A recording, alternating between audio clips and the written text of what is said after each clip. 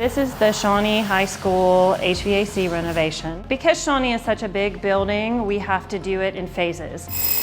We have already taken ceilings out, we're starting to run conduit, put new lights in. This is a new process for us, as everything is across the world really right now.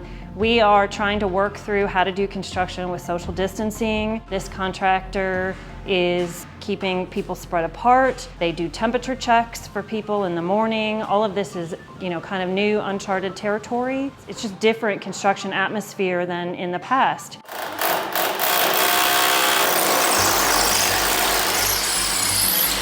This is a 2-summer project, 2020-2021. By the time it is finished in 2021, we'll have all new HVAC, all new LED lights.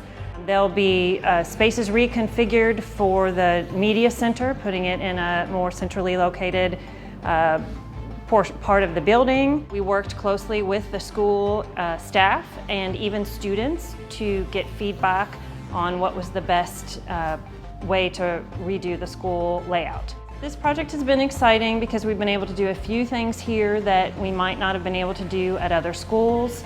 Really move some programs around to highlight them and to make them fit better within the building.